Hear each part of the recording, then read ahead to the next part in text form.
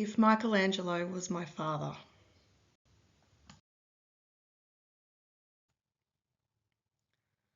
If Michelangelo was my father, text copyright 2026 A.G. Canning. Illustrations copyright 2026 A.G. Canning and AI. All rights reserved. Ordinarily by now I would probably start to read my text. I'm just thinking as I talk here, so this is a bit candid. But with this particular story, it's not a story, it is a poem that I wrote. I wrote this poem in 2013, I think. I remember distinctly because my beautiful friend Relly was looking after the front part of my shop at that time. I had a tutoring and little publication business that was happening, and it was also a little bookshop, and it was fun. And I just got this bunch of words just come into my head, and I said to Rel, I'm out, mate. Do not let anyone interrupt me until I come out. So I went into my office because I was editing some books at the time, and I wrote this poem. I have got the original draft in front of me, which I'm going to put photos of at the end of this. It's quite funny to look at because I've got notes everywhere and scribbles all over it, and put my little stamp on it to prove that it's my original draft. Don't know why, but I have. But anyway, look, bear with me. This one is probably what I call my absolute masterpiece at this point in my writing career. It is called If Michelangelo Was My Father. It is a 100-line hexameter. I'm just going to read off this page that we're on at the moment. It is a poem of the soul, time and transformation. If Michelangelo Was My Father is a 100-line poem written in hexameter, which is the same ancient meter used by Homer and Virgil. So I couldn't help it. I needed to chase that challenge. I chose this demanding form to challenge my poetic construction, to honour the discipline of classical tradition and to push the boundaries of contemporary poetic expression. I know that this poem is going to be pushing boundaries. I don't care. Each line is a deliberate stroke balancing music, meaning and metre, crafted to hold the weight of timeless themes and personal revelation. And when it comes to the themes of this poem, the theme is reincarnation. So it explores the eternal journey of the soul through many lifetimes. It reflects on how we're reborn into different bodies, in different eras, as in eras, I should say, not errors, that is an error, and places to learn, love, suffer, create and evolve. Through subjective context, rich symbolism and recurring motives, the poem weaves a tapestry of lives lived, each a thread in the soul's ongoing transformation. It invites the reader to look beyond the surface of one life and consider the deeper truth of existence, that identity is not singular but eternal, that love is remembered across time, and that every soul is both the artist and the masterpiece. And please bear with me, my voice is still a bit dodgy. I will probably re-record the poem itself at some point, but for now, I just want to share it. It is epic for me. It's important to me and it's very personal to me. I've just got a little note there. I wrote this poem to see if I could build a structure strong enough to hold the weight of eternity, and in doing so, discover more about the soul that I have always been. So, little hint there. Past lives, do they or don't they exist? For me, they definitely do. So please enjoy and see what you think. Thanks. In my mind's eye, time is but a small leap of foot, a jump, a simple step, one only I can take. Not fake or lost or stopped nor blackened chimney soot, but a step, a small step in sleep and not awake.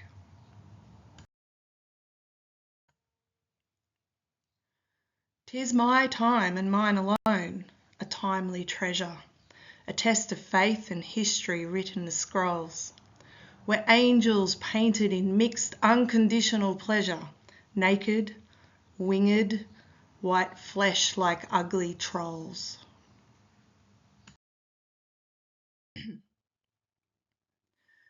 In an instant my foot has taken me to see a beautiful place in Italy. No noise, no, just sweet and gentle peace captured only for me upon the ceiling of the chapel where they go. His arms were strained, blood tore throughout his rushing veins, a work of art alone by his divine maker. Pumping fluid strong like the wildest stallion's reins, determined to meet the end, he was no faker. And I, where was I throughout this coloured venture? Playing like a child in fields full of poisoned grapes, or dancing with desire, sexual misadventure, where poisoned grapes hide the kiss of my sad escapes.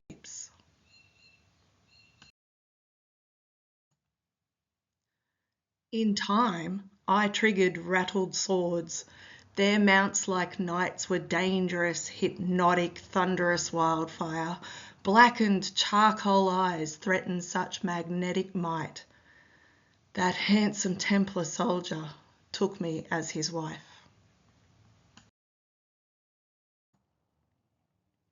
I bled and wept. Birth defied my body's limits. My Templar love wept tears in rivers for his child.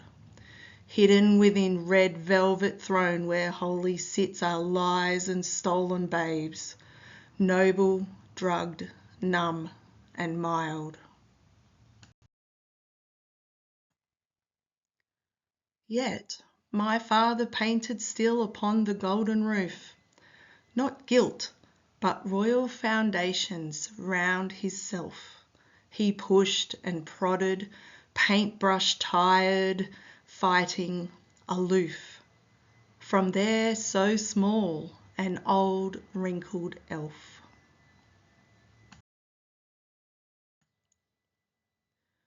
My mistress scribe, a teacher in Roslin's own pride, in Grimoire word did become etched as time's lost key. Letters, scriptures and messages she did provide, and I endured this law for all eternity. Lost then, my quill was left to rot. A man, a lust stole the moist gem from within a girl's most lush taste, his mason loins amix with many virgins' trust. An uncontrollable yearn, I was Crowley's chaste. Again I stepped, my heart endeavoured far away. Not days nor months, but centuries ruled my bright stars. Aboard the ship set sail west bound that April day, with promise of new. In our past world left our scars. I find my mind in wonder of my painting blood. I wonder if he knew Titanic's icy end, or my terror as unsinkable float did flood, and I drowned, my 6 years soul to God, angels send. I passed yet more, a child of the sea in cold grave, for blood is blood that runs thick or thin in years. But I fear my death generations could not save me from Titanic's nor innocent childhood fears. More my father painted still, images of Eve, pictured as woman, and Adam's lure, tasteless love. Temptation snaked the apple as the angels grieved. Heaven on earth, symbolised by a white peace dove. In meantime, I was lost once more, soul trapped in space. Flittering, my own wings grew, and flew, and I sang harmony with my Lord, an awe-inspiring place. Seated at his table, the Last Supper began. There the angels sang on high, and trumpets sounded. Voices tickled my ears. Raphael healed my pain, while Michael severed cords, leaving me well grounded. Then, together, we rejoiced in sun, hail, and rain.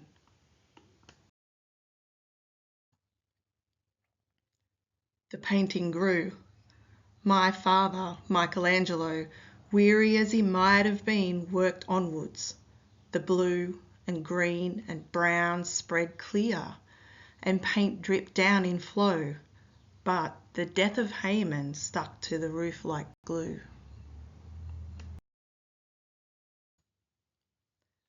Then, in Poland, we were born. A new world, new souls create. A little sister, perfect form, innocence so pure, our fate. The gas, like heavy bricks of clay, beleaguered me. I could not speak, but cried and wept, mother by my side. This not before my David stood. I saw him cry, his soldier uniform, his cage with all but pride.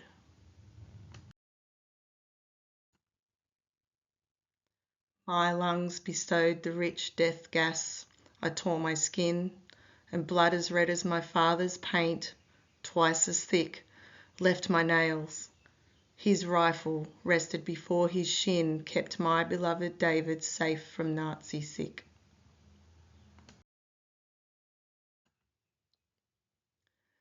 Ancestors of my father's divine Lord, Christ with ease, was drawn in painted stay, a sequence meant to show and prove recorded, coloured paint aimed to please.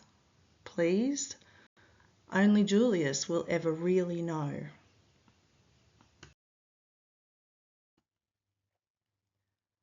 My foot lies flat on cobbled roads, finding Shakespeare at Hathaway's breast, a breast familiar and warm, his kiss and quill, my haven and extremely clear, my Shakespeare for Elizabeth he did perform.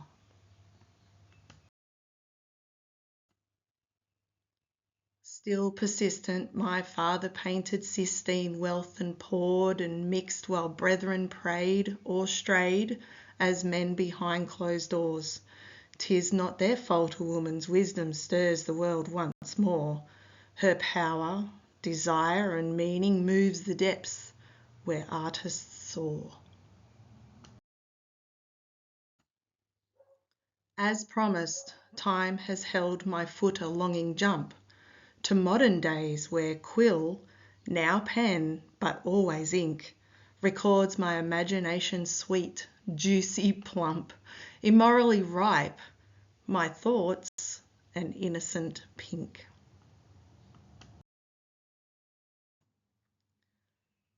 Would I be here if Michelangelo did not paint his art, his self-declared children, or rather, am I locked within my foot? God forbid, or not, if only Michelangelo was my father.